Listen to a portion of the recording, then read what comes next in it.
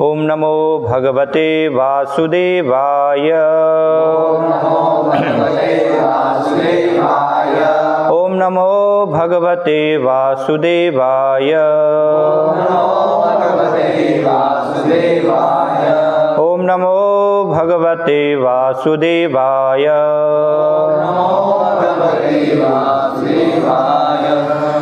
श्रीमद्भागवतम स्कंद 4 अध्याय 7 दक्ष द्वारा यज्ञ संपन्न करना। श्लोक संख्या 37। लोकपालाः विभिन्न लोकों के प्रशासकों ने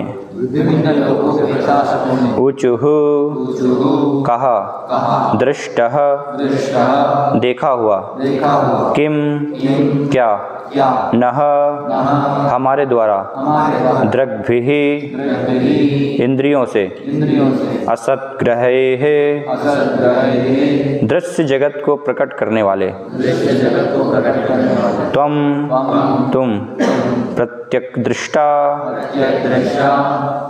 आंतरिक साक्षी, दृश्यते देखा जाता है, येन जिससे, विश्वम ब्रह्मांड, माया भौतिक जगत, ही क्योंकि, ऐसा यह, भवदीया आपकी, ही निश्चय ही, भूमन हे ब्रह्मांड के स्वामी, यह क्योंकि, तुम षष्ठः छठवा, पंचभिः पांच, भासी प्रकट होते हो, भूतैः तत्वों से। अनुवाद तथा तात्पर्य। श्री श्रीमद् चरणारविंद भक्ति वेदांत स्वामी श्रील प्रभुपाद के द्वारा विभिन्न लोकों के लोकपालों ने इस प्रकार कहा, हे भगवान, हम अपनी प्रत्यक्ष प्रतीति पर ही विश्वास करते हैं, किंतु इस परिस्थिति में हम नहीं जानते कि हमने आपका दर्शन वास्तव में अपनी भौतिक इंद्रियों से किया है अथवा नहीं। इन इंद्रियों से तो हम दृश्य जगत को ही देख पाते हैं, किंतु आप तो 5 तत्वों के परे हैं, आप तो छठे तत्व हैं, अतः हम आपको भौतिक जगत की सृष्टि के रूप में देख रहे हैं। तात्पर्य। विभिन्न लोकों के लोकपाल निश्चित रूप से ऐश्वर्यवान और अत्यंत अभिमानी हैं। ऐसे लोग भगवान के दिव्य शाश्वत रूप को समझ पाने में असमर्थ होते हैं। ब्रह्म संहिता में कहा गया है कि जिन्होंने अपनी आंखों में ईश्वर प्रेम रूपी अंजन लगा रखा है, वे लोग ही पद पद पर भगवान का दर्शन कर सकते हैं। यही नहीं, कुंती ने अपनी प्रार्थना में भागवत 1:8-26 कहा है कि जो अकिंचन गोचरम है, अर्थात धन से फूले हुए नहीं रहते, वे ही भगवान को देख सकते हैं। अन्य लोग मोहग्रस्त होने के कारण परम सत्य के विषय में सोच तक नहीं पाते। ओम अज्ञानतिमिरान्धस्य ज्ञानाञ्जनशलाकया चक्षुर्मिलितं तस्मै श्री गुरुवे नमः। श्री चैतन्य मनोभीष्टं स्थापितं भूतले स्वयं रूपकदा मह्यं ददाति स्वपदान्तिकं। वन्देऽहं श्रीगुरो श्रीयुतपदकमलं श्रीगुरुन् वैष्णवांश्च श्रीरूपं साग्रजातं सहगण रघुनाथान्वितं तं सजीवं साद्वैतं सावधूतं परिजनसहितं कृष्णचैतन्यदेवं श्रीराधाकृष्णपादान् सहगण ललितास्य विशाखान्वितांश्च। जय श्री कृष्ण चैतन्य प्रभु नित्यानंद श्री अद्वैत गदाधर श्रीवासादि गौर भक्तवृंद। हरे कृष्ण कृष्ण कृष्ण हरे हरे, हरे राम राम राम हरे हरे। हरे कृष्णा। दक्ष के यज्ञ में भगवान दक्ष को जीवन दान देते हैं और भगवान जो हैं वहाँ पर प्रकट हुए हैं। तो सभी अलग अलग प्रकार के देवी देवता हैं, गंधर्वगण हैं, लोकपाल हैं, सिद्धगण हैं, चारणगण हैं, सभी भगवान की स्तुति कर रहे हैं। तो इसके पूर्व में भी हमने देखा कि किस प्रकार से अलग अलग व्यक्तियों के द्वारा भगवान की स्तुति के द्वारा उनके दिव्य गुणों का, उनकी महिमा का वर्णन किया गया। और इस श्लोक में जो विभिन्न लोकों के लोकपाल हैं, तो वो भगवान का गुणगान कर रहे हैं, यहाँ पर भगवान की स्तुति कर रहे हैं। तो लोकपाल कह रहे हैं कि हम समझ नहीं पा रहे हैं कि हम आपको कैसे यहाँ पर देख पा रहे हैं, है ना, कि आप तो जो है भौतिक चक्षुओं के द्वारा, भौतिक इंद्रियों के द्वारा नहीं देखे जा सकते, लेकिन हम आपको देख पा रहे हैं, है ना। तो सामान्यतः शिवपाद समझा रहे हैं कि जो लोकपाल हैं विभिन्न रूप से, और सब देवी देवता भी होते हैं, तो एक सामान्य उनकी जो है श्रद्धा भगवान के प्रति होती है ना। भगवान विष्णु के भक्त होते हैं, लेकिन शुद्ध भक्त नहीं होते हैं, है ना। मिश्रित उनके विचार होते हैं, क्योंकि भोग में भी लिप्त रहते हैं, क्योंकि ये सभी लोकपाल हैं विशेष रूप से। तो होती एक महान पद है, तो ऐश्वर्यवान है ना, धन है और सारी जो हैं व्यवस्थाएं हैं, तो इसलिए भोग में उनकी जो है स्वाभाविक रूप से वो आसक्ति हो जाती है। लेकिन थोड़ी सी भगवान में भी उनकी श्रद्धा होती है। आसुरिक प्रवृत्ति के ये लोग नहीं होते हैं, धार्मिक होते हैं, है ना। धर्म के अनुसार इस प्रकार से भोग करना चाहते हैं, लेकिन उससे भी व्यक्ति क्या होता है, धर्म के अनुसार भी करता है, तो फिर उससे भी एक प्रकार का बंधन शास्त्रों में बताया गया है। तो इसलिए लोकपाल कह रहे हैं कि हम जो है इसको समझ नहीं पा रहे हैं कि कैसे हम आपका दर्शन जो है कर पा रहे हैं। तो बहुत समझने के लिए यहाँ पर जो है महत्वपूर्ण विषय है कि भगवान का दर्शन जो कि लोकपाल प्रत्यक्ष रूप से यहाँ पर जो है कर रहे हैं अपनी आँखों से, तो वास्तव में इस प्रकार के दर्शन का कोई भी महत्व नहीं है ना। कई बार हम देखते हैं लोग भी दर्शन करना चाहते हैं, है ना, या कई बार कहते हैं कि हमें भी भगवान के दर्शन हुए, है ना, भगवान ने हमें दर्शन दिया। लेकिन दर्शन के बाद क्या है, उनका आप जीवन देखेंगे तो, है ना, पूरा भोग में ही लिप्त रहता है।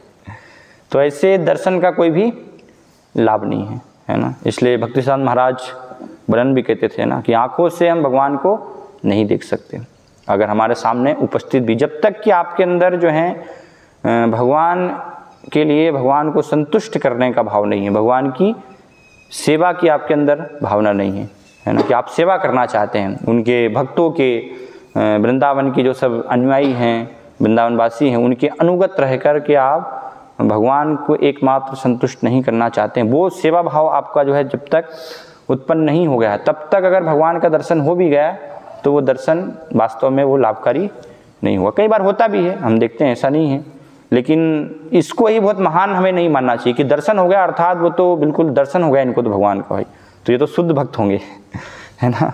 ऐसा नहीं है। बिना जो है सामान्य रूप से ये बताया गया है शास्त्रों में कि पूर्ण रूप से जब हम शुद्ध होंगे तभी भगवान का दर्शन होगा।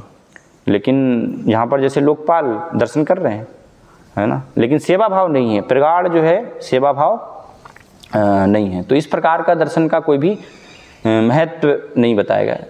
और देखते भी हम शास्त्रों में, जब भगवान लीला कर रहे थे तो बहुत सारे असुर भी दर्शन कर रहे थे भगवान का, है ना, उनको भी प्रत्यक्ष था, दुर्योधन भी दर्शन कर रहा था।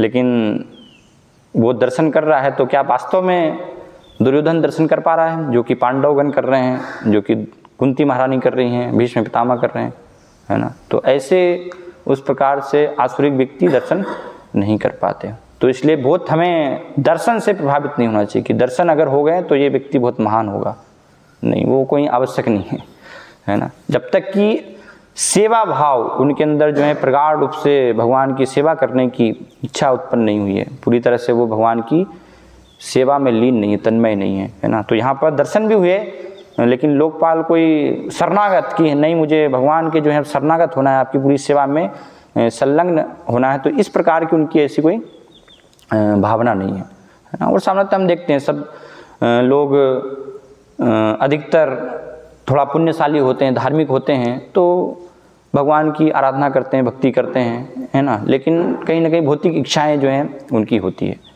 इस प्रकार से, है ना। अब जाएंगे भक्तिसिद्धांत महाराज जब 1 महीने पूरे वृंदावन धाम की उन्होंने यात्रा की, तो सारे जो हैं क्षेत्र में पूरा भक्तिसिद्धांत महाराज भ्रमण करते हैं। और भ्रमण करने के बाद भक्तिसिद्धांत महाराज कहते हैं कि एक भी मैंने जो है यहाँ पर साधु नहीं देखा, है ना। भक्तिसिद्धांत महाराज ने, उनको एक भी जो है भगवान का शुद्ध भक्त नहीं मिला। सबकी कुछ ना कुछ जो है इच्छाएं हैं, है ना, लेकिन कुछ ना कुछ भक्ति में वो लगे, आपको दिखाई देंगे, है ना, कि बिल्कुल प्रगाढ़ता से, कई बार ऐसा लगेगा कि बहुत गंभीरता से भक्ति कर रहे हैं। जैसे आप देखेंगे गोवर्धन परिक्रमा होती है, है ना। लोग दंडवती परिक्रमा करते हैं, एक ही जगह में 108 बार जो है वो पत्थर डालेंगे, खड़े होंगे, फिर पत्थर, ऐसे तो लगेगा कि कितना कुछ कर रहे हैं, है ना, कितनी इनकी भक्ति है। लेकिन कुछ इच्छाएं हैं साथ में, है ना, क्योंकि इच्छाएं पूरी होती है तो अभी तो वो प्रेरणा मिलती है करने के लिए, है ना, कि पूर्व में ऐसा कुछ करने से इच्छाएं पूरी हुई हैं तो फिर लोग प्रेरित होते हैं। तो इसलिए भक्ति समाज कहते हैं कि एक भी जो है ऐसा शुद्ध भक्त मैंने वृंदावन धाम में नहीं देखा। तो यहाँ पर भी लोकपालों की स्थिति कुछ इसी प्रकार से है कि थोड़ा उनका जो है मिश्रण है, पूर्ण रूप से भगवान की शुद्ध भक्ति की भावना नहीं है ना। तो ऐसी अवस्था में जो दर्शन हो रहा है वो दर्शन का कोई भी किसी भी प्रकार से वास्तविक एक प्रकार से महत्व नहीं है, अगर हमारी वो सेवा भावना उत्पन्न नहीं हो रही है। और लोकपाल जो है यहाँ पर वर्णन कर रहे हैं, है ना, कि आप तो क्या हैं, प्रकृति के जो है परे हैं, है ना। तो भौतिक चक्षुओं के द्वारा आपका दर्शन प्रत्यक्ष रूप से वास्तव में आपका दर्शन नहीं हो सकता है ना। तो इसलिए भौतिक जगत में सामान्यतः जो प्रत्यक्ष प्रमाण है लोग इसको बहुत महत्वपूर्ण मानते हैं कि जो हम आंखों से देखेंगे, है ना, उसी पर हम विश्वास करेंगे। सीइंग इज बिलीविंग, है ना, इस प्रकार से।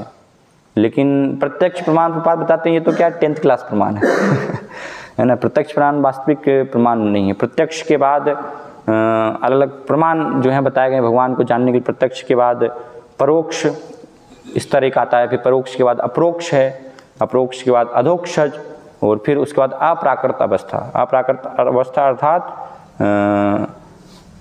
जो है शुद्ध, उसको बोलते हैं शुद्ध प्रत्यक्ष, जिसमें कि हमारी इंद्रियां जो है पूर्ण रूप से बेदूसरा प्रत्यक्ष उसको कहा गया है। या वसुदेव शब्दितम, वासुदेव अवस्था भी अप्राकृत। तो उस अवस्था में वास्तव में भगवान के दिव्य रूप का साक्षात्कार होता है। और ये अप्राकृत अवस्था कब प्रकट होती है? जब पूर्ण रूप से सेवा भावना प्रकट हो गई है ना। सारे अनर्थ, सारी भौतिक इच्छाएं हट गई हैं हृदय से, और एकमात्र भगवान की सेवा करने की प्रगाढ़ता से वो इच्छा उत्पन्न होंगे। तब उस अवस्था में, अप्राकृत अवस्था में भगवान के फिर दिव्य रूप का साक्षात्कार वास्तव में होता है। तो ऐसी अलग अलग अवस्थाएं हैं, है ना। इसलिए प्रत्यक्ष आँखों से देखना वो एक प्रकार से, क्योंकि त्रुटि है उसमें, है ना। पास में ज़्यादा 4 प्रकार की त्रुटियाँ हर एक साधारण व्यक्ति में होती है। मनुष्य में भ्रम, प्रमाद, विप्रलिप्सा, कर्णपाटव, है ना, भ्रमित होता है वो, फिर गलती करता है, धोखा देने की प्रवृत्ति होती है, और अपूर्ण इंद्रियां हैं, है ना। तो इन सब अपूर्णता के कारण हम वास्तव में जो है अपनी भौतिक इन इंद्रियों से नहीं देख पाएंगे, जो कि भगवान अधोक्षज है, सभी इंद्रियों के परे हैं।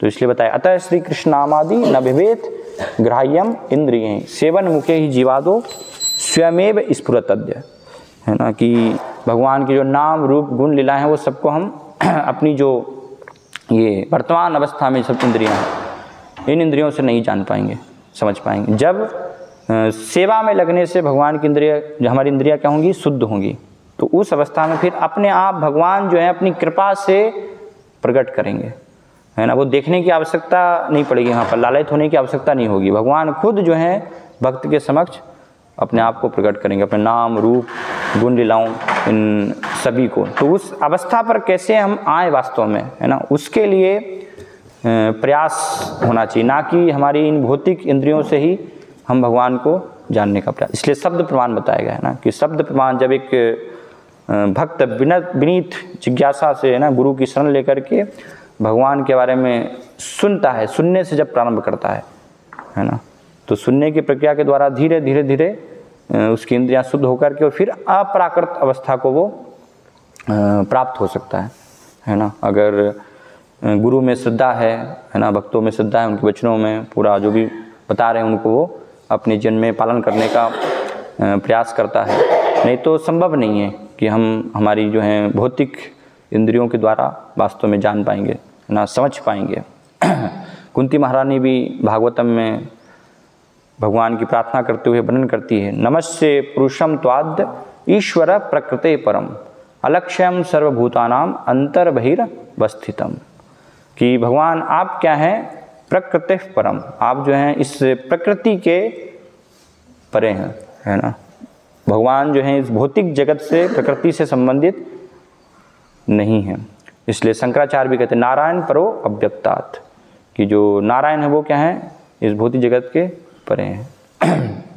असंगो ही अयम पुरुष है ना, वेदों में वर्णन किया गया कि भगवान कभी भी अपना संपर्क इस भौतिक जगत से स्थापित नहीं करते हैं। सृष्टि करते हैं, सब कुछ करते हैं, भगवान के द्वारा ही सब कुछ जो है हो रहा है ना, सृष्टि हो रही है, पालन हो रहा है, संहार हो रहा है, लेकिन फिर भी भगवान क्या है, असंगो ही अयम पुरुष है ना। इसलिए ये रहस्य बताया गया है कि भगवान सृष्टि में हैं भी और नहीं भी हैं, है ना, उसमें लिप्त भी रहते हैं और उससे अलग भी है।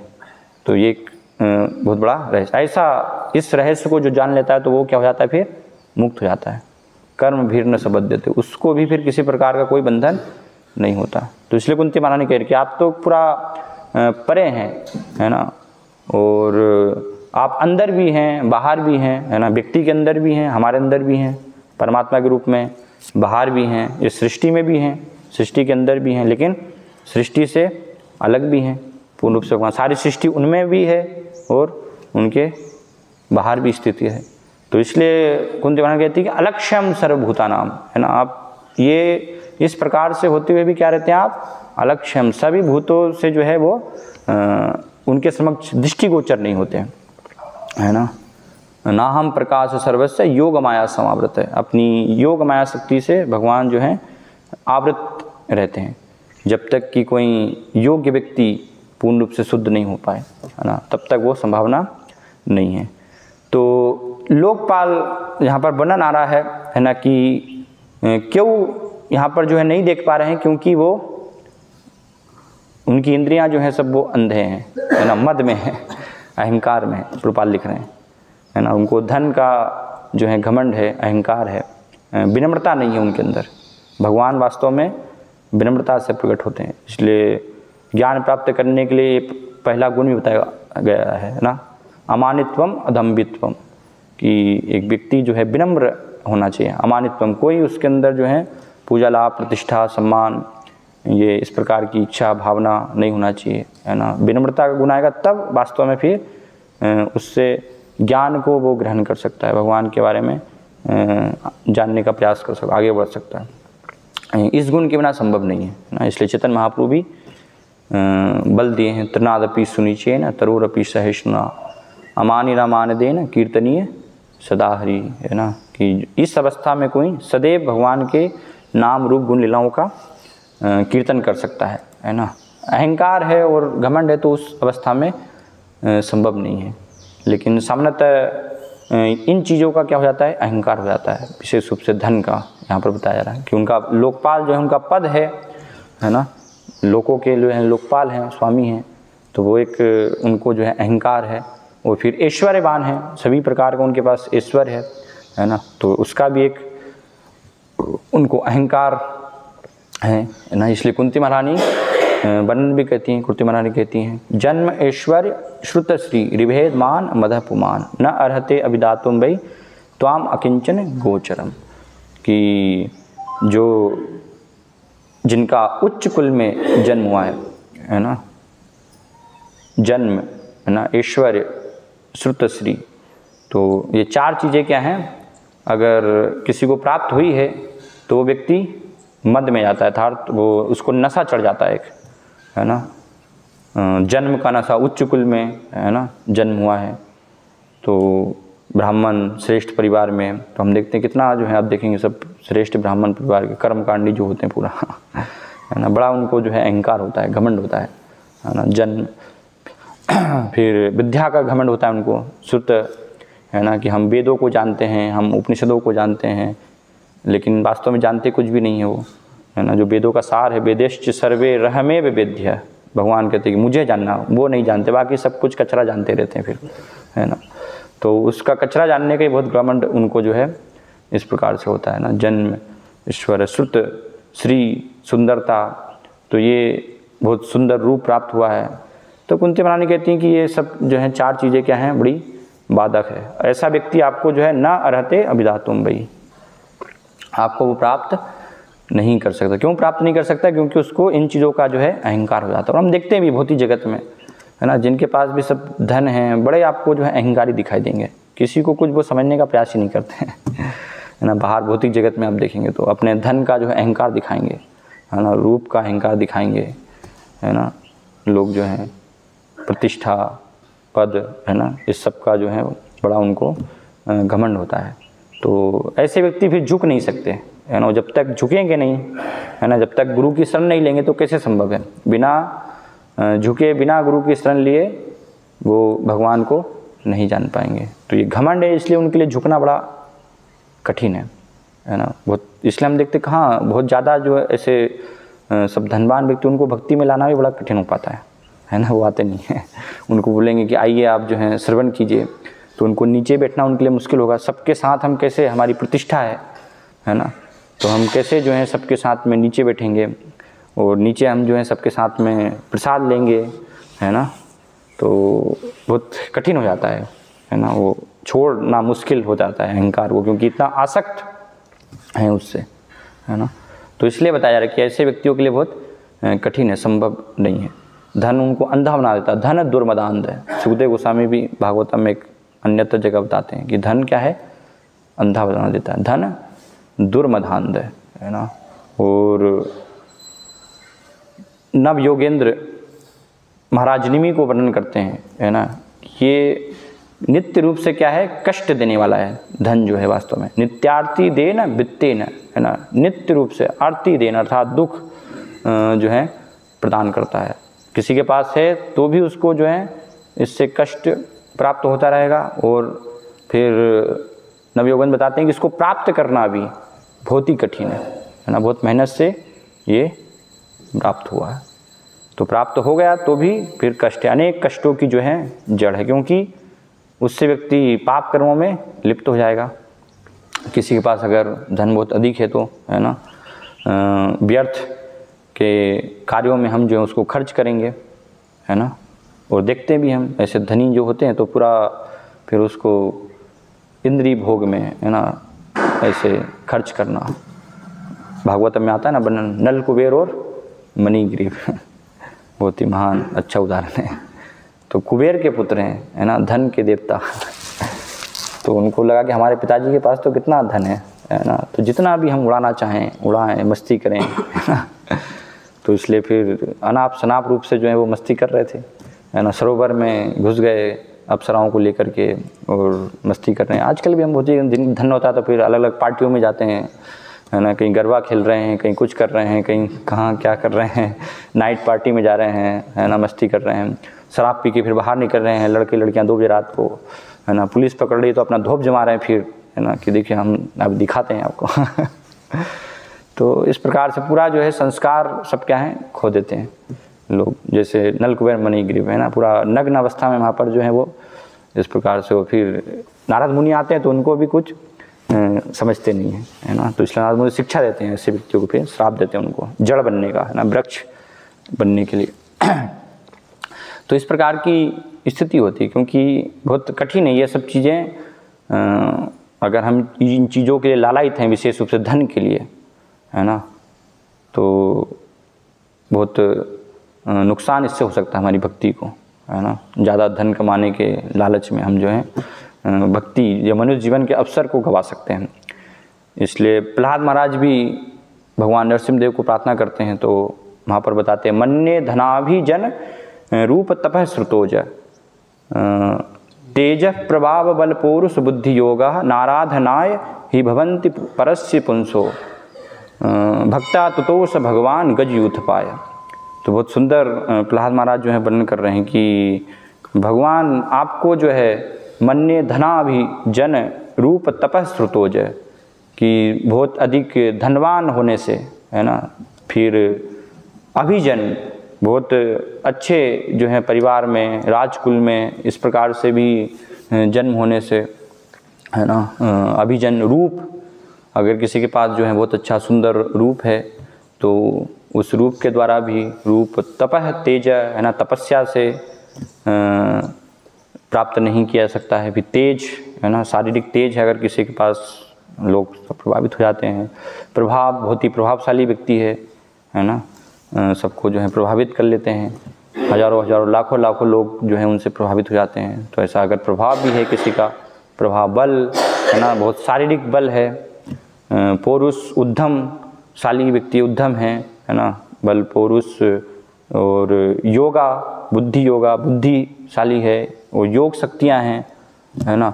तो ये सब होने के बाद भी नाराधनाय ही भवन्ति परस्य पुंसो, ऐसा व्यक्ति जो है आपको प्रसन्न नहीं कर सकता। क्यों नहीं कर सकता? क्योंकि आप जो है भक्त्या तुतोष भगवान गज युथ पाए, आप जो है केवल एकमात्र भक्ति से ही प्रसन्न होते हैं, है ना। इसलिए उदाहरण दिया, गजेंद्र, कोई योग्यता नहीं थी, ये सारे जो है कुछ भी गुण नहीं है जो श्लोक में ऊपर बताए गए, है ना। लेकिन भक्ति से उसने जो है अपनी सरलता से भगवान को प्रसन्न कर लिया। और सभी शास्त्रों में आप देखिए, हर शास्त्र में जो है इसलिए भक्ति की महिमा बताई गई है। भगवान भगवद गीता में स्वयं वर्णन करते हैं, भक्त्या माम अभिजानाति, है ना, कि भक्ति से ही एकमात्र मुझे जाना जा सकता है।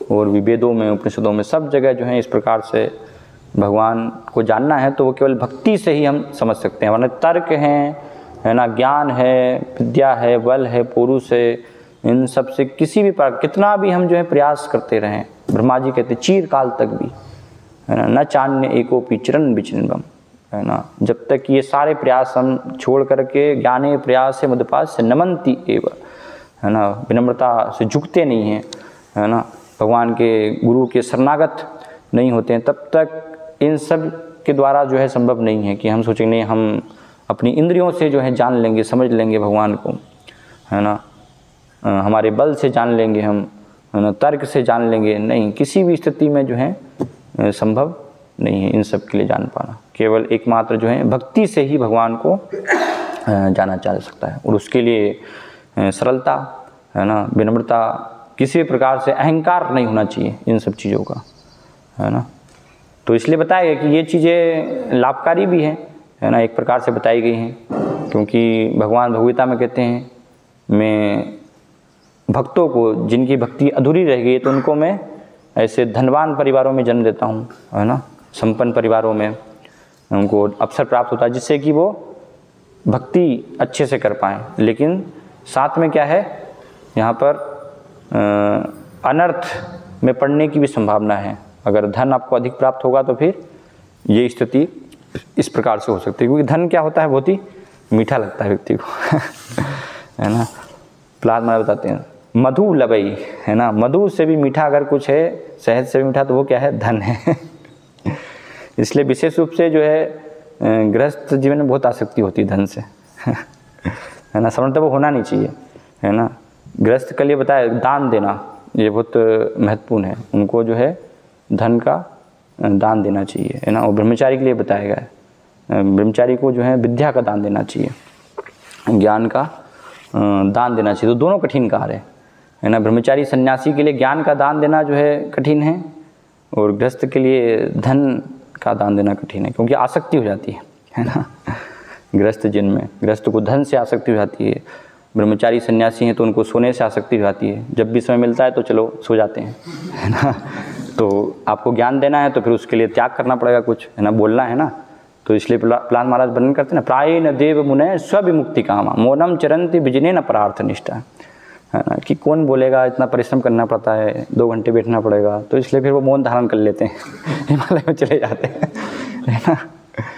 तो प्रहलाद महाराज कहते हैं कि ऐसा मैं साधु बनना नहीं चाहता हूँ ना, कि जो कि बिजनेन परार्थ निष्ठा, है ना, जो शहर में सब जो हैं लोग इतने सारे जो हैं नराधम सब पड़े हुए हैं, तो उनको नराधम से जो है मनुष्य और फिर भगवान के भक्त बनाना है ना। तो उस पर कोई विचार नहीं करते। बात करते हैं वर्तमान समय जो है 99% लोग क्या हैं, सारे नराधम है ना, इस श्रेणी में है। तो प्रहलाद महाराज कहते हैं कि ऐसे व्यक्तियों को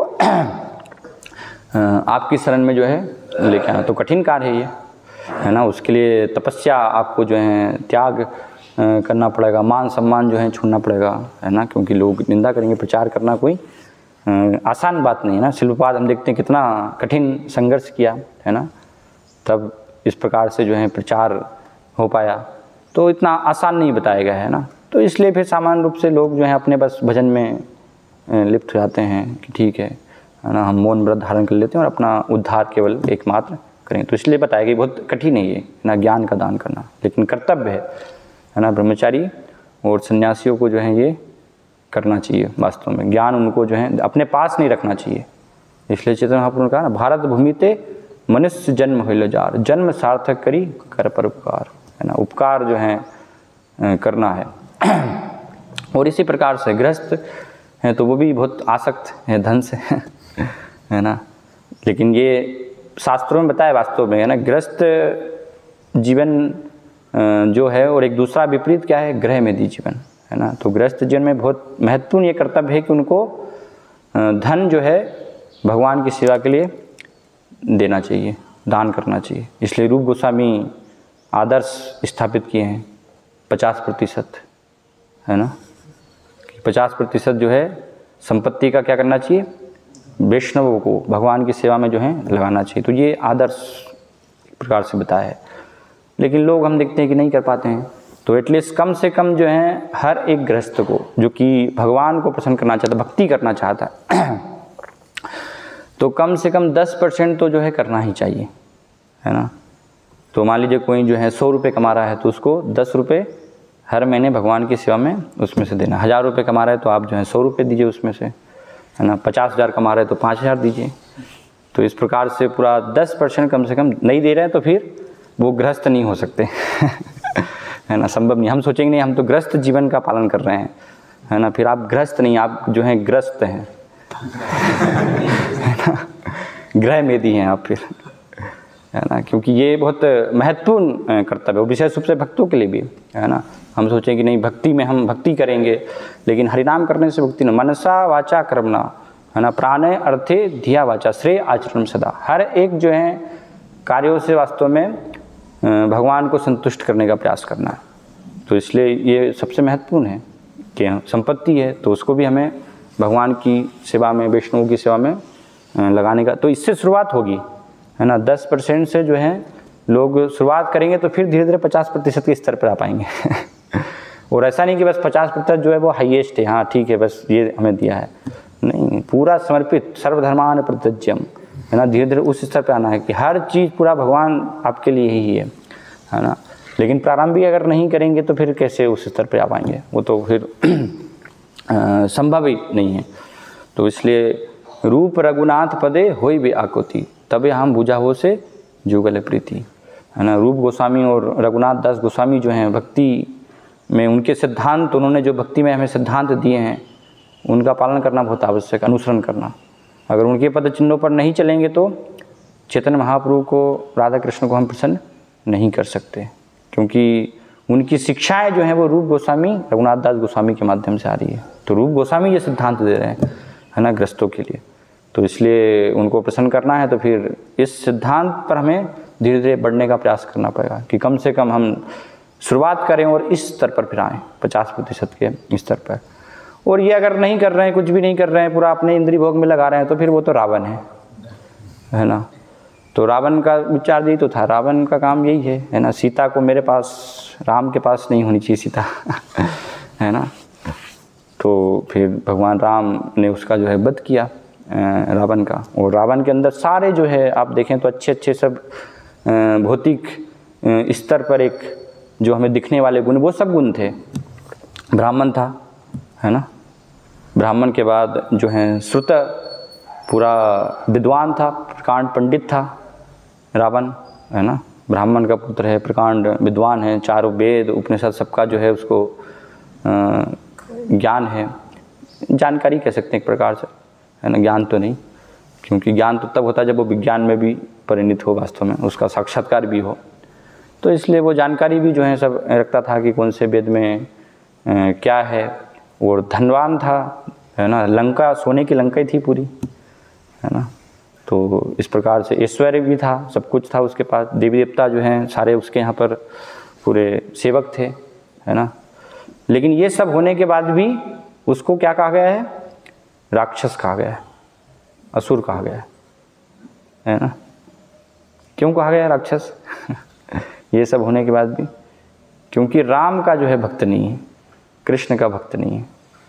तो कुछ भी आपके अंदर जो है भौतिक स्तर पर कितने भी गुण क्यों ना हो, आप कितने ही जो है प्रभावशाली व्यक्ति हों, आप पढ़े लिखे हों, है ना, और कितने भी भौतिक जगत में सम्मानित व्यक्ति हो सकते हैं, लेकिन अगर आप कृष्ण के भक्त नहीं हैं, राम के भक्त नहीं हैं, तो आप क्या हैं? राक्षस हैं। नमाम दुष्कृतमूढ़ा प्रपद्यन्ते नराधमा माया अपत ज्ञाना आसुरम भाव माश्रिता। तो इस प्रकार की आपकी जो है श्रेणी, क्योंकि जो भगवान की संपत्ति है, जो भगवान के भोग के लिए है सीता, उसको आप जो है अपने भोग में लगाने का प्रयास कर रहे हैं, है ना। तो वो रावण की नीति है, वो कभी भी जो है देवी पुरुषों की नीति नहीं हो सकती है ना। रावण जो है सीता का हरण करके लेगा, तो उसको अपने पास रखना चाहता है, उसका भोग करना चाहता है। वास्तव में सीता जो है राम के साथ होनी चाहिए, राम के पास होनी चाहिए, है ना। तो ऐसे हर चीज़ इसलिए क्या है बताया गया, ईशावास्यमिदं सर्वम यत् किंचित जगत्याम जगत तेन त्यक्तेन भुंजिता माँ ग्रदकस स्विद्धनम, कि हर संपत्ति, हर चीज़ जो है वो भगवान की संपत्ति है ना। इसको कहा गया उत्तम अधिकारी, की जो हर वस्तु को भगवान के संबंध में देखने का प्रयास करता है ना। हर एक व्यक्ति को भगवान के अंश रूप में देखता है। तो इसलिए यहाँ पर बना कि ऐसा व्यक्ति हर समय फिर भगवान का दर्शन करता है ना। जो ये देख पाता है कि कैसे हर वस्तु जो है भगवान से संबंधित है ना, भगवान ही उसके स्वामी हैं, तो हर वस्तु को भगवान की सेवा में भी लगा पाता है और भगवान का दर्शन भी कर पाता है। कैसे कर पाता है? प्रेमांजन छुरित भक्ति विलोचनेन संत सदैव हृदय सुविलोकयंती, है ना। सदैव हर समय जो है वो भगवान का दर्शन करते हैं। स्थावर जंगम देखे ना देखे तार मूर्ति, सर्वत्र है निज इष्ट देव स्फूर्ति, कि जो भी वस्तुएं देखते हैं, है ना, तो वो भगवान को ही दर्शन करते हैं। रसो हम अपसु कौनते, भगवान बताते ना कि जल का स्वाद में हूँ, अलग अलग विभूति अपनी बताते हैं। तो भक्त सब इस प्रकार से संबंधित देखता और वो उसको जो है भगवान की सेवा में लगाता है। और वो अगर हम नहीं कर रहे हैं तो फिर क्या है, हम जो हैं चोर हैं, वास्तव में हम रावण हैं, है ना।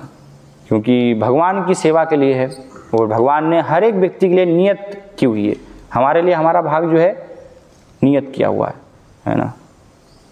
तो उतना ही आपको जो है लेना चाहिए कि जिससे कि आप जो है भगवान की सेवा कर पाएँ। अगर उससे हम अधिक अपने लिए ले रहे हैं, भोग कर रहे हैं, तो फिर हम अपराधी हो जाएंगे ना, हम दंड के भागीदार हो जाएंगे, है ना। तो प्रकृति में आप देखिए हर जो है वास्तव में पशु भी जितना उनके लिए नियत किया गया है वही वो लेते हैं, दूसरे का अधिकार का नहीं छीनते, है ना। देखा आपने कभी कि कोई जानवर है तो वो आपकी जो है आपका हलवा सब खाने आ रहा हो, है ना, उसके लिए जो नियत किया गया है, पशु पक्षी सबके लिए अपना अपना भाग है। प्रपात इसलिए उदाहरण देते हैं कि एक चौराहे पे अगर आप एक बोरा धान का रख दें तो पक्षी आएंगे, जितने उनको दाना चाहिए उतने चुगेंगे और चले जाएंगे। लेकिन व्यक्ति देखेगा धान का बोरा रखा है तो पूरा ले जाएगा अपने घर जो है ना, स्वार्थ। तो इसलिए फिर वो अपराधी है ना, कि उसके लिए जो भाग निश्चित किया गया है कि आपको इतना ही जो है लेना है ना। मनुष्य जीवन के लिए भी शास्त्र में बताया गया आपको क्या अधिकार है, वो चीज़ आपको जो है ग्रहण करनी है। तो हर एक के लिए कर्तव्य है, उसके लिए शास्त्र है, नीति नियम है ना, अलग कर्तव्य बताया गया, वर्णाश्रम पूरी व्यवस्था है। तो अगर उसको पालन नहीं किया जाता है, इसको नहीं समझा जाता कि कैसे हर चीज़ जो है भगवान की संपत्ति और भगवान की जो है सेवा के लिए वास्तव में, है ना, उनके भोग के लिए है, क्योंकि वही एकमात्र भोक्ता है। भोक्तारम यज्ञ तपसाम, मैं भोक्ता नहीं हूँ, मैं प्रकृति हूँ। तो अगर हम इस प्रकार से भोग करने का फिर भगवान की संपत्ति को प्रयास करेंगे तो हम क्या होंगे, फिर दंडित होंगे, है ना। उससे हमारा जो है फिर विनाश हो जाएगा, है ना। इसलिए बताया कि जब सीता को अगर कोई जो है राम की सेवा में नहीं लगाता है ना, अपना भोग करना चाहता है, तो फिर वो सीता जो है दुर्गा का रूप ले लेती है ना। वो दुर्गा फिर क्या करती है, विनाश कर देती है ना, इस प्रकार से। तो इसलिए हमें प्रयास करना चाहिए कि हम जो है रावण की नीति को ना अपनाएं, है ना। रावण जैसे जो है भगवान की संपत्ति को हमारे पास रखने का प्रयास न करें, उसको भगवान की सेवा में हमें जो है भगवान की शरण में जाकर के प्रार्थना करनी चाहिए, है ना। वास्तव में हम लगा रहे हैं तो हम सब क्या हैं, अपराधी हैं, है ना। हमारे अंदर सब जो है रावण छुपा हुआ है वास्तव में, तो लेकिन उसका जो है अंत करना है। जैसे भगवान राम ने, है ना, अंत किया रावण का, जैसे आज विजयदशमी भी है ना। तो इसलिए विजयदशमी मनाते हैं कि विजय भगवान ने जो है राम ने प्राप्त की, है ना, और सीता को वापस लेकर के आए। तो ये सब हमारे अंदर जो है प्रवृत्ति है, पूरी रावण की प्रवृत्ति, है ना, हृदय में पूरा जो है छुपा हुआ है, हमारे अंदर बैठा हुआ है ना, रावणासुर। तो इसलिए इसको क्या है, हमें बाहर निकालना है ना, कृष्ण और राम की शरण में जा कर के। तो अपराध हैं बहुत सारे, है ना, लेकिन भगवान क्या कहते हैं कि अगर सुग्रीव को कि रावण भी अगर आ जाए, है ना, और कहे कि मैं आपका हूँ, आपकी शरण में आया हूँ, तो फिर भगवान उसको भी क्षमा कर देते, है ना। तो इसलिए हमारे अंदर है रावण जैसा असुर, लेकिन हम जाएंगे, है ना, भगवान की इस प्रकार से शरण लेंगे तो भगवान क्या है, क्षमा कर देंगे और पूरा हृदय से जो है ऐसी वृत्ति को निकाल देंगे, पूर्ण रूप से हमारे हृदय को शुद्ध बना देंगे। तो इसलिए हमें प्रयास करना चाहिए इसको जो है समझने का, है ना, कि कैसे ये सारी चीज़ों को, है ना, स्वयं को भी, हम अपने आप को भी, क्योंकि सब कुछ, है ना, प्रकृति में जो कुछ भी है वो भी सब भगवान की सेवा के लिए है, और स्वयं हमारा जो शरीर है ये भी हमारा नहीं है, ये भी भगवान की संपत्ति है, भगवान की ही सेवा के लिए है। तो इसलिए हर चीज़ से, ना, प्राणे अर्थे धिया वाचा सब पूरा कैसे हम भगवान की सेवा करने का प्रयास करें, है ना, भगवान को पूरा पूर्ण रूप से जो है समर्पित हों, है ना। इसलिए भगवान राम जो है आए और उन्होंने लीलाएं की, उन्होंने दिखाया, है ना, अपने भक्तों के माध्यम से समर्पण वास्तव में क्या होता है। तो देखिए आप पूरा रामायण में पात्र भरे पड़े हैं ऐसे समर्पण के, आप देखेंगे तो, है ना, पूरा देखिए भरत महाराज, है ना, पूरा समर्पित उनका जीवन जो है शरणागत। भगवान राम जब वनवास गए तो वो खुद उन्होंने भी जो है वनवास ले लिया, है ना, और वो भी फिर नंदीग्राम में वहाँ पर भगवान के जैसे ही सरल जीवन पूरा यापन करते हैं, है ना, भगवान की एक सेवक के रूप में इस प्रकार से राज्य करते हैं, ना कि भोगने का उसको प्रयास करते हैं, है ना। इसलिए आप देखिए उनके प्रेम से तो फिर पत्थर भी पिघल गए चित्रकूट में है ना, कैसा उनका जो है प्रेम था। तो इसलिए वो दिखाया। फिर लक्ष्मण, है ना, त्याग करके जो है 14 वर्ष सोए ही नहीं लक्ष्मण उन्होंने जो है नींद ही नहीं ली, है ना, उनके बदले जो है उर्मिला ने नींद ले ली सारी जो है, इसलिए वो उर्मिला सोती रही और लक्ष्मण पूरा 14 वर्ष दिन रात जागते रहे, है ना तो इस प्रकार से हम देखते हैं। और कितने सारे सुग्रीव हैं, है ना, और हनुमान जी, है ना, प्रसिद्ध उदाहरण है। कितने सारे महान जो हैं कार्य किए भगवान, इसलिए उत्तम अधिकारी के रूप में, उत्तम सेवक के रूप में उनका वर्णन आया कि ये क्या है, भगवान के उत्तम जो हैं सेवक हैं। विभीषण, है ना, असत गलत संग रावण के संग होकर भी उन्होंने जो है राम की शरण ली, राम के शरणागत हुए। तो इस प्रकार से बहुत आकर्षक सुंदर जो है लीला भगवान राम पूरा देते हैं, हमें प्रदान करते हैं, है ना, कि कैसे हम जो है उनकी शरण लें, है ना, और रावण का जो है अंत करें। हमारे अंदर जो पूरा असुर है, अनर्थ हैं सब, है ना, उनको हम निकालने का प्रयास करें। तो चैतन्य महाप्रभु भी ये मनाते थे अपने भक्तों के साथ पूरा उत्सव इस प्रकार से। तो एक बार जब ऐसे उत्सव आया तो चैतन्य महाप्रभु सारे भक्तों को उन्होंने जो है पूरा बानर बना दिया है ना, सबको बानर का वेश धारण करवाया। वो चैतन्य महाप्रभु स्वयं हनुमान जी बन गए। हनुमान जी बन करके एक जो है वृक्ष की डाली उन्होंने ले ली, है ना, और अपने कंधे पर रख, कहाँ है दुष्ट जो है धूर्त रावण है ना, रास्कल, धूर्त बोलते हैं ना, तो हिंदी में उतना सही शब्द, हिंदी में जो है कमीना एक्चुअली सही शब्द है ना वास्तव में, क्योंकि थोड़ा धूर्त उतना बोलते हैं तो वो अच्छा नहीं, उतना नहीं लगता, है ना। इंग्लिश में अच्छा लगता है लोगों को रास्कल, लेकिन हिंदी में कमीना जो है, तो हम सब क्या है, कमीने हैं वास्तव में क्योंकि रावण के अनुयायी हैं तो इसलिए पूरा उठा करके और फिर उसको अभी में मारा। तो एक लंकागढ़ था वहाँ पर, तो पूरा लंकागढ़ को तहस नहस कर देते हैं सब है ना। इस प्रकार से जो है लीला चैतन्य महाप्रभु करते हैं अपने भक्तों के साथ, है ना, पूरा वो भाव में वहाँ पर आकर के। तो इस प्रकार से इस श्लोक में जो है यहाँ पर बताया जा रहा है, लोकपाल जो है भगवान की स्तुति कर रहे हैं। हरे कृष्णा। कोई अगर प्रश्न है जिज्ञासा आपके पूछ सकते हैं। यस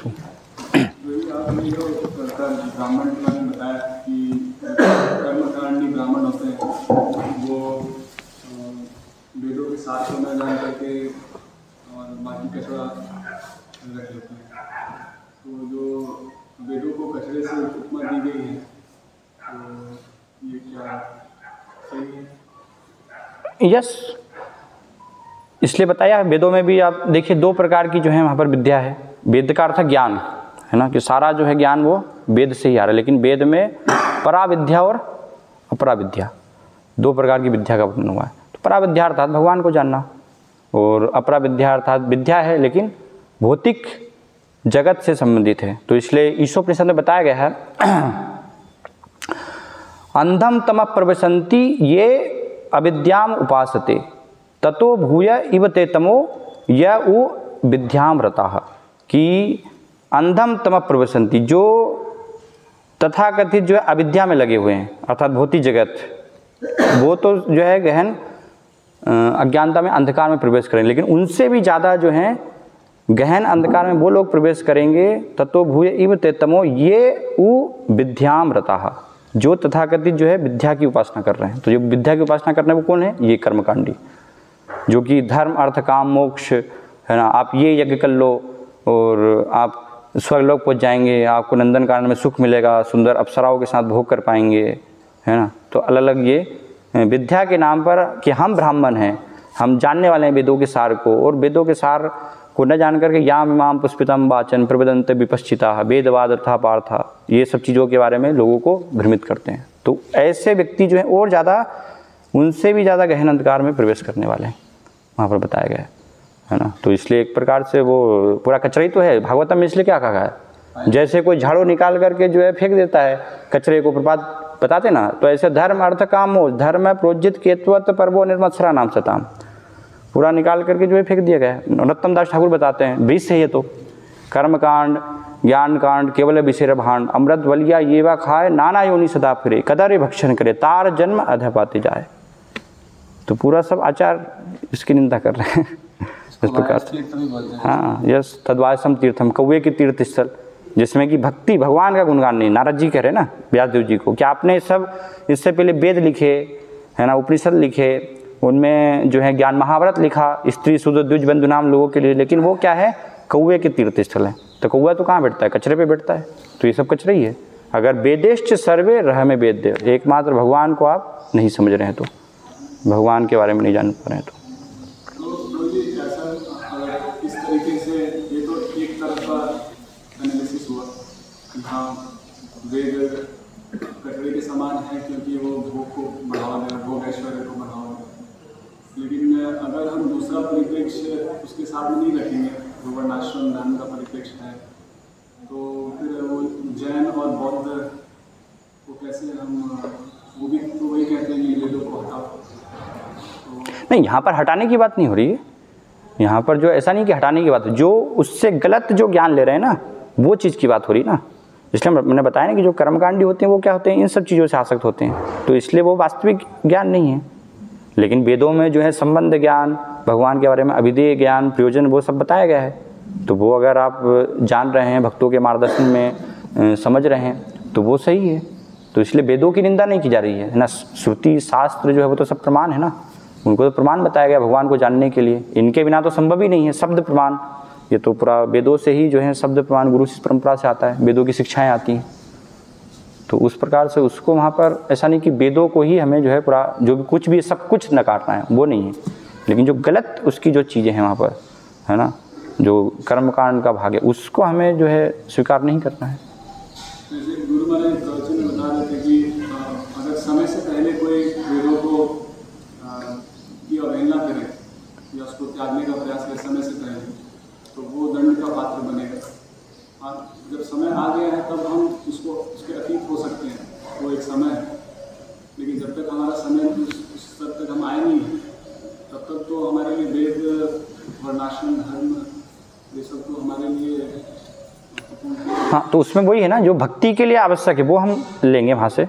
ज्ञान भक्ति के संदर्भ में जो ज्ञान है वो उसको हम स्वीकार करेंगे। तो उसका तो किसी प्रकार से मनाही नहीं है कि उसको हमें जो है स्वीकार नहीं करना है।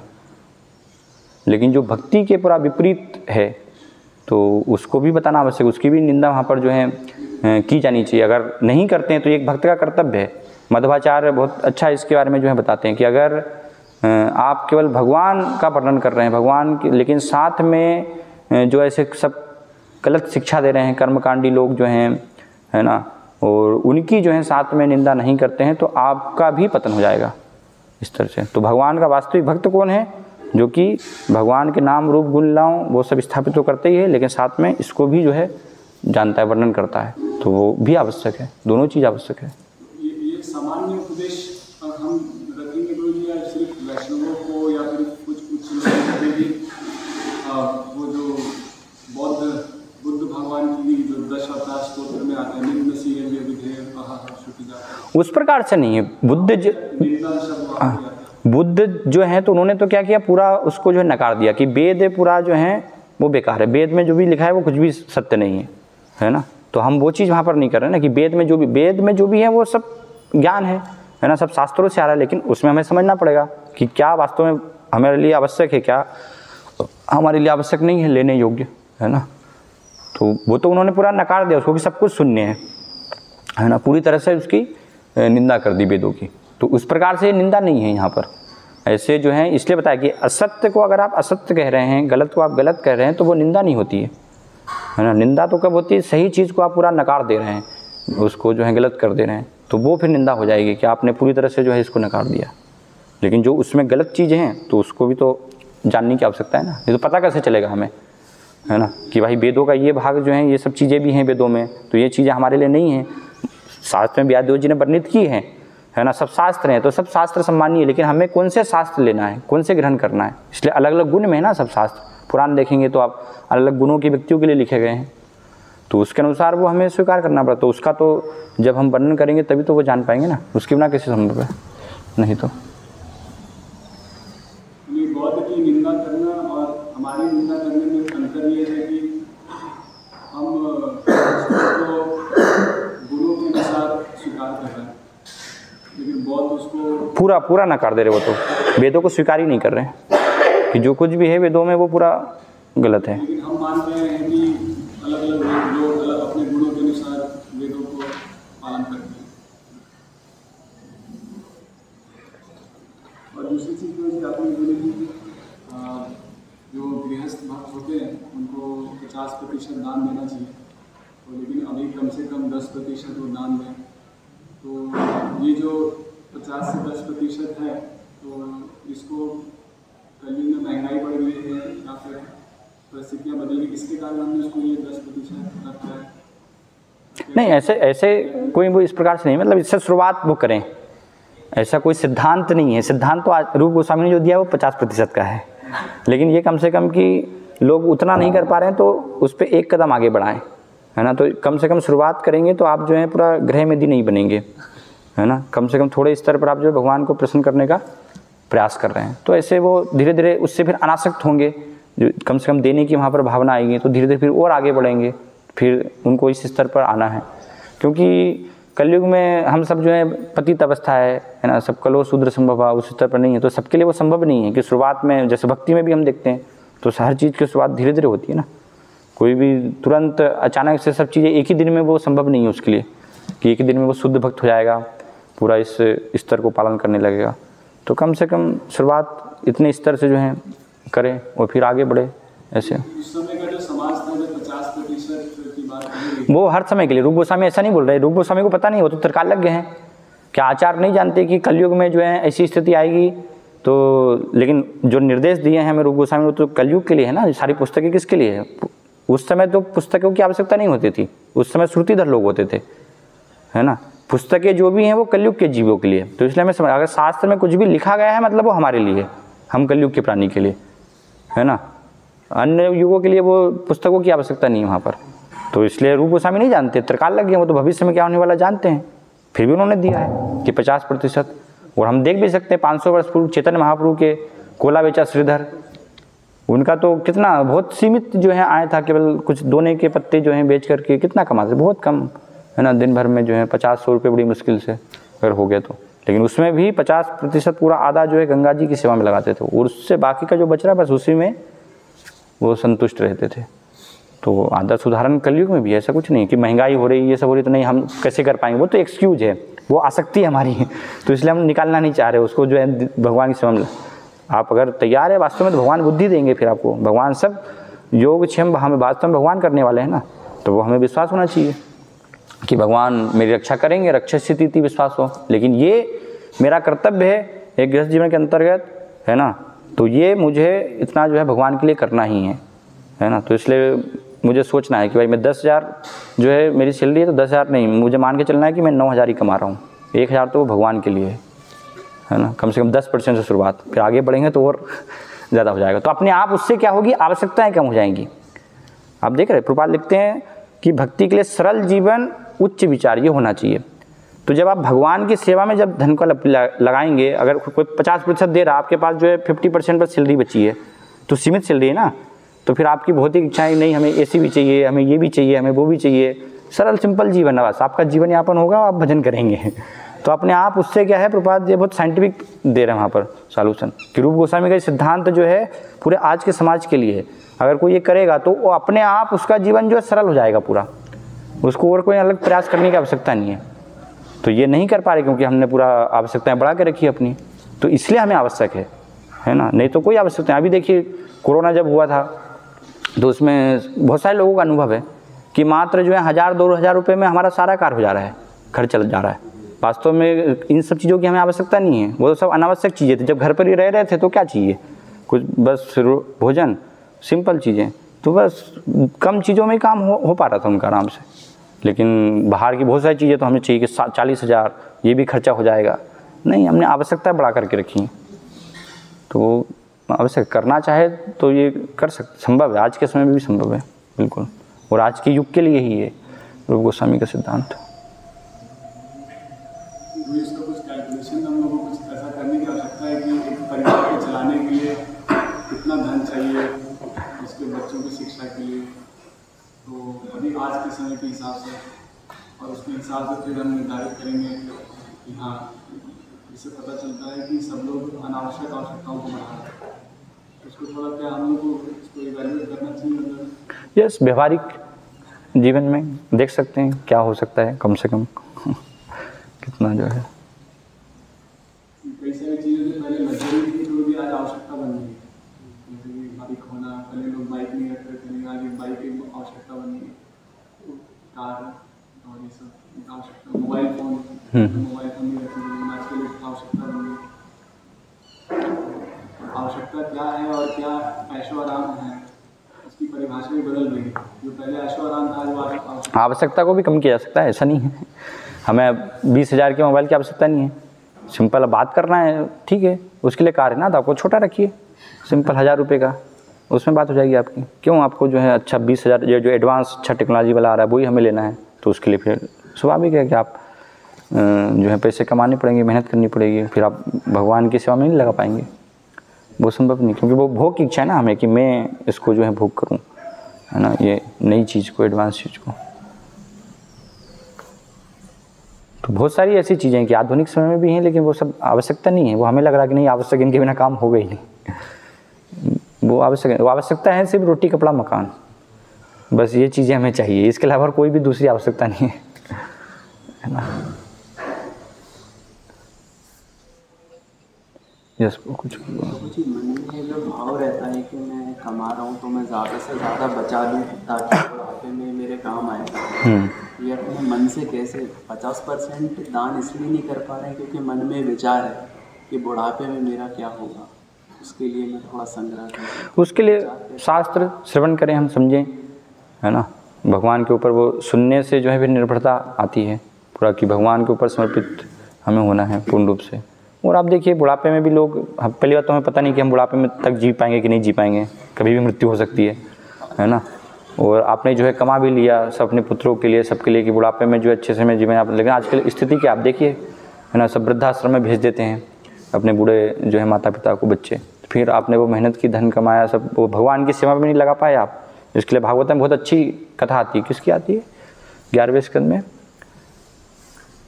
जो है अवंती ब्राह्मण, है ना, कि वो भी बहुत कंजूस था और उसने सब जो है बुढ़ापे तक के लिए इस प्रकार से विचार किया था, प्लानिंग की थी उसने, तो बहुत कथा वो अच्छी है, उसमें पढ़ सकते हैं आप वहाँ पर, ठीक है। यस पूरी तो विजयादशमी तो देखा मैंने कई लोग रावण को ग्लोरीफाई करते हैं, कि अभी रावण दहन बंद होना चाहिए। हाँ। वो एक ब्राह्मण था, प्रधान पंडित था, आपने भी बताया। और श्री राम ने उसको कुछ यज्ञ करने के लिए भी बुलाया था। कहाँ पर? कुछ ऐसा वृत्तांत आता है रामायण में भी कि कुछ श्री राम कोई पूजा करवा रहे होते हैं जिसमें, वो देखना पड़ेगा। वाल्मीकि रामायण में तो इस प्रकार से कहीं ऐसा उल्लेख नहीं है ना? कुछ रामायण में आता है ऐसा तो लेकिन मूल रामायण उसको हम स्वीकार करते हैं। वाल्मीकि रामायण के अनुसार क्योंकि बहुत सारी फिर कथाएं हैं तो वो प्रमाणिक है या नहीं है, तो उसमें थोड़ा विचार करना पड़ेगा। श्री राम ने उसे मारा तो श्री राम को भी प्रायश्चित करना पड़ा, ऐसा भी बता रहा है। नहीं, भगवान के लिए कोई प्रायश्चित, भगवान अपाप विद्धा है, भगवान को कोई पाप नहीं लगता है, वो गलत विचार है पूरा है ना। भगवान को कोई सभी पापों से, भगवान के संपर्क में कोई आता है तो वो सब पापों से मुक्त हो जाता है। क्या रावण को ब्राह्मण माना जा सकता है? ब्राह्मण कुल में जन्म हुआ है तो इसलिए वो गुण नहीं, ब्राह्मण बंधु हुआ। हाँ यस, ब्रह्म बंधु हुआ है, ब्रह्म बंधु है, इसलिए राक्षस है ना। इसलिए ये बताया ना कि ये सब होते हुए भी क्या है, उसको राक्षस कहा गया है, क्योंकि भगवान का भक्त नहीं है ना, उनका सही वो उसका सदुपयोग नहीं कर रहा है। तो इसलिए प्रमाणिक रामायण से हम जो है देख सकते हैं, है ना। पहला क्या था आपका? शुरुआत में कुछ पूछ रहे थे ना, क्या था? ये कि रावण दहन बंद होना चाहिए। वो तो देखना पड़ेगा उसका क्या है, कैसे चालू हुआ है वास्तव में, क्योंकि वो भी जो जला रहे हैं तो वो प्रमाणिक भी है कि नहीं है, क्या है ना। क्योंकि विजयदशमी जो है, चैतन्य महाप्रभु भी ऐसा इस प्रकार से नहीं बनाए कि रावण का पुतला जला करके और उन्होंने, है ना, जैसे चैतन्य बन रहे थे, उन्होंने वो लीला की वहाँ पर, है ना। लेकिन ये तो कैसे चालू हुई है और क्या है उसका ऐसे, ठीक है। यस बोलिए। आपने जो उदाहरण दिया कि मनुष्य जो है थोड़ा स्वार्थी होता है, वो रात को उठा के ले जाता है, तो उसमें एक विचार ये है कि जो मान लीजिए कोई भक्त है, अगर उसको ऐसी कोई चीज़ प्राप्त होती है जाने में, तो ऐसे भी वो जो व्यक्ति है वो उसको अपनी तृप्ति में लगाएगा, और मान लीजिए कुछ समय बाद वो आता है कि यहाँ कोई मेरी चीज़ पड़ी थी, तो क्या हम उसको झूठ बोल के भगवान की सेवा में लगा सकते हैं? वैसे भी वो अपनी तृप्ति में लगाने वाले। तो उसमें ये इसलिए वो प्रभात बताते हैं ना, 3 प्रकार के व्यक्तियों का उदाहरण जो है वहाँ पर, कि भक्त वास्तव में क्या करता है। कोई अगर चीज़ रास्ते में पड़ी है तो एक व्यक्ति खुद उसको उठा लेगा, है ना, ऐसे अलग अलग प्रभात बताते हैं। तो या आपको क्या करना, आपको अगर पता है कि भाई ये किसकी वस्तु है तो भक्त क्या करेगा, उसको लौटाएगा भक्त, है ना। जो अगर उसको पता है कि ये किसकी वस्तु है, वो नहीं है, तो फिर उसको जो है भगवान की सेवा में लगाएगा, लेकिन अपने भोग के लिए नहीं लगाएगा कि नहीं ये अब मुझे जो है मिल गई तो मैं अपने भोग में इसको उपयोग कर लेता हूँ, है ना। भगवान की सेवा में वो इस प्रकार से लगाएगा। तो मतलब भगवान की सेवा में लगा रहा है मतलब उनके वास्तविक स्वामी तक हमने पहुँचा दी ना, तो वो तो किसी प्रकार से फिर गलत नहीं है, क्योंकि सबके हर वस्तु के स्वामी जो है भगवान है, तो असली मालिक तक वो वस्तु हमने उनको पहुँचा दी, तो ये भक्त का इस प्रकार से कार्य करता है। तो ऐसे सही है वो।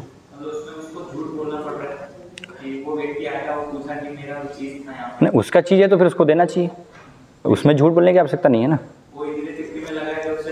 नहीं, वो तो वो गलत सिद्धांत है ना, कि हम झूठ बोल करके ले नहीं, है ना। पता अगर हमें तो उसको फिर लुटानी चाहिए, अगर नहीं पता है कि हम पता ही नहीं किसकी है, ये अनजान ठीक है पड़ी, तो ठीक उसको फिर जो है लगाया जा सकता है। पहले खोजने का प्रयास करना चाहिए, नहीं खोज पाए हम कि भाई कौन इसका मालिक है, तो ठीक है, अभी जो है उसको फिर हम प्रचार कर सकते हैं वहाँ पर, जो है ये हो सकता है कि देखिए आप जो है ये चीज़ आपको मिल गई, आप जो है भगवान की सेवा में लगाइए। फिर वो अपनी शिक्षा से जब लगा रहा है उसकी, तो फिर वो अच्छा है वो। इसका एक उदाहरण है, श्रीरंगम का मंदिर बनाया था चोरी करके, तिरुमंगई आलवार। हाँ, 3 चोरों को लेते और सबको दागा डालते, फिर मंदिर बनता है। वो तो आवश्यकता थी वहाँ पर पैसे, इसलिए जो है वो तो गुरु के मार्गदर्शन में होना चाहिए ना। ऐसे हम मन से जो है उसको नहीं कर सकते कि हम खुद उस प्रकार से फिर विचार धारणा बना लें। उस समय भगवान के प्रत्यक्ष उनको तो निर्देश थे, है ना, वो तो आलवार हैं। और लेकिन आप देखिए उसमें पूरा जब वो कर रहे थे, इतने साल जब चोरी किया, तो केवल जो है चावल का जो है कुछ भिगो करके और पानी पीते थे बस, है ना। वहाँ पर उसका एक भी चीज़ अपने उसमें भोग में लगाया उन्होंने, तो ऐसा पूरा जीवन भी फिर जिया ना उन्होंने।